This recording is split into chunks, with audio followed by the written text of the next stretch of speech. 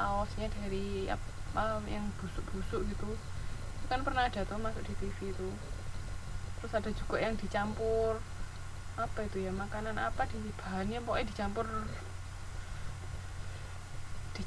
apa sih waktu itu bahannya, lupa saya. Pokoknya ya segitulah, merinding kalau lihat itu. Oh, kok tega jual makanan tapi kayak gitu loh, biar dapat untung tapi merugikan orang. Iya, banyak loh sebenarnya kok di Indonesia itu, yang terutama yang pedagang-pedagang keliling itu ya. Jadi mendingan lebih baik hati-hati kalau mau beli yang di jajan-jajan gitu. Ya beras plastik waktu itu juga sempat tahu kayak gitu. Itu kan demi keuntungan si penjual, mereka nggak mempedulikan keadaan si konsumen nanti setelah menggunakan seperti apa. Iya, makanya hati-hati kalau beli di jalan-jalan itu, hati-hati, soalnya ya kita nggak tahu itu.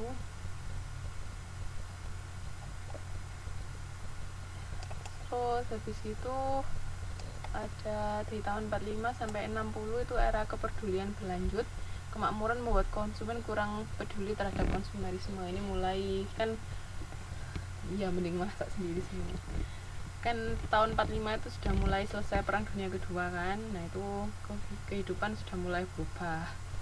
Ini banyak lebih stabil, lebih makmur. Makanya itu kepedulian terhadap konsumen kurang.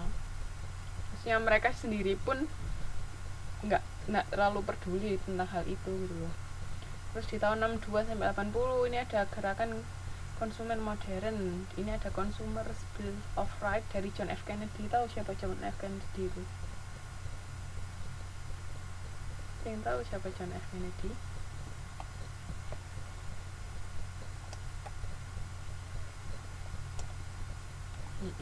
John F. Kennedy, Presiden Amerika Serikat. Saya nggak tahu yang keberapa. Terlalu banyak presiden Amerika. Itu di sini ada hak konsumen untuk mendapatkan keamanan, mendapatkan informasi, mendapat hak untuk memilih, sama hak untuk didengar. Jadi keamanan itu maksudnya ya produk-produk yang mereka beli itu aman untuk dikonsumsi.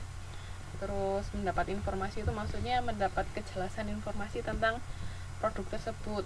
Misalnya ya kalau makanan bahan-bahannya apa. Terus kalau misalnya produk ya laptop itu spesifikasinya apa, itu kan informasi tentang suatu produk. Jadi itu kita mempunyai hak untuk mendapatkan informasi. Terus juga kan biasanya kadang-kadang kalau kayak untuk obat atau apa juga ditunjukkan efek sampingnya kan, maksudnya kalau penggunaan berlebih akan seperti apa. Itu juga harus informasi tersebut harus dikomunikasikan ke konsumen. Terus hak untuk memilih itu maksudnya terserah kita mau pilih produk yang apa. Misalnya produknya sama tapi kita pilih brand yang paling bagus misalnya, itu hak kita. Terus hak untuk didengar, mungkin kita ada keluhan atau masukan tentang produk, itu kita bisa ya, bila sakit berlanjut hubungi dokter, itu benar. Kita bisa mengungkapkan saran dan kritik, jadi wajib didengar. Nah, terus ini masih ditambahan lagi dari Loudon sama Bita. Kalau tadi kan dari John F. Kennedy kan ada 4. Nah, ada tambahan lagi dari Loudon sama Bita.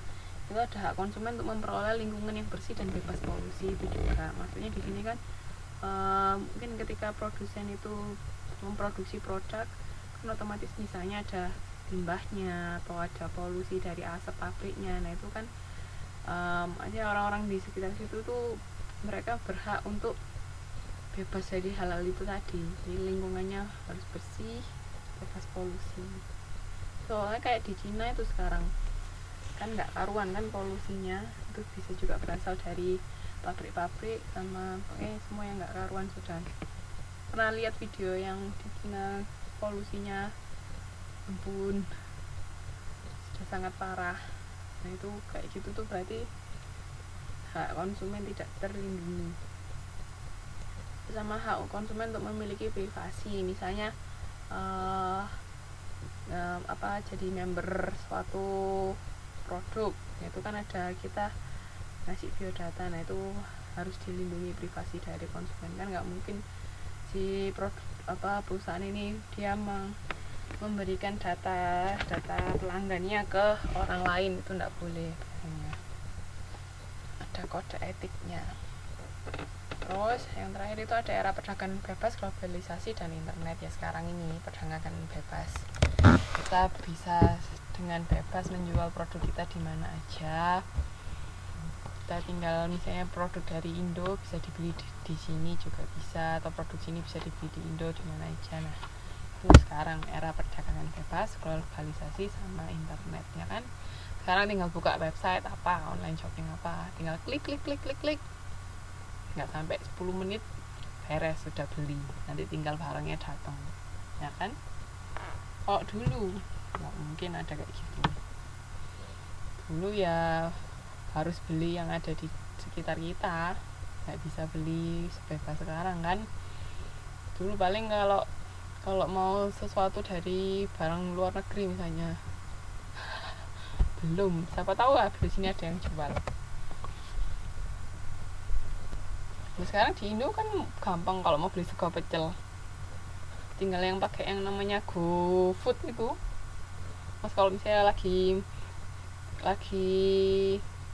nggak pengen keluar atau apa, tinggal buka aplikasi, pesen, nggak lama nanti makanannya datang, gampang loh. Beres, semua beres. Cuman itu juga jadi bikin orang lebih males sih sebenarnya. Maksudnya kan jadinya nggak keluar rumah, atau jadi nggak berinteraksi sama orang juga kan. Itu efek kurang baik dari aplikasi tersebut sebenarnya. Nah semua sudah tinggal melalui handphone, jadinya ya dia tinggal di rumah aja kan. Kalau misalnya kita pergi ke warung atau apa kan, kita masih bisa ketemu sama orang, masih bisa berkomunikasi, bercakap-cakap mungkin. Tapi kalau lewat aplikasi ya sudah, di situ aja.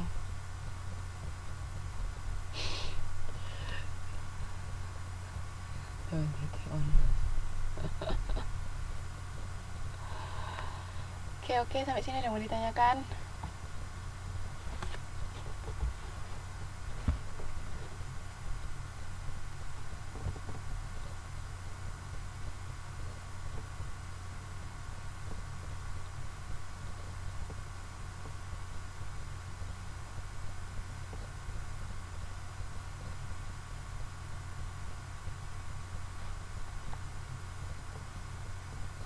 Yang mau ditanyakan nggak?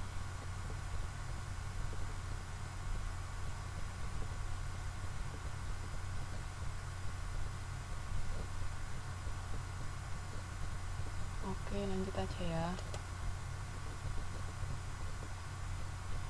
Nah sekarang langit hari ini lagi pada error lah. Apanya mbak? Ada apa di langit mbak?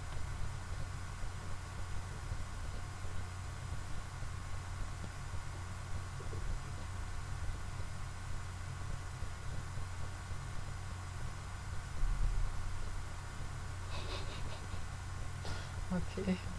Isu-isu terkini konsumerisme, iklan yang membingungkan, etika dalam melakukan komunikasi pemasaran, sama konsumen dan kesehatan. Nah itu iklan yang membingungkan. Maksudnya kadang-kadang kita tuh nggak tahu sebenarnya maksud dari iklan itu apa. Pernah nggak? Ada nggak ya iklan yang kayak gitu? Ada nggak? Pernah inget nggak ada yang iklan yang bikin bingung? Atau mungkin sebenarnya antara produk sama yang ditampilkan nggak sesuai juga ada. Itu kan bikin bingung konsumen.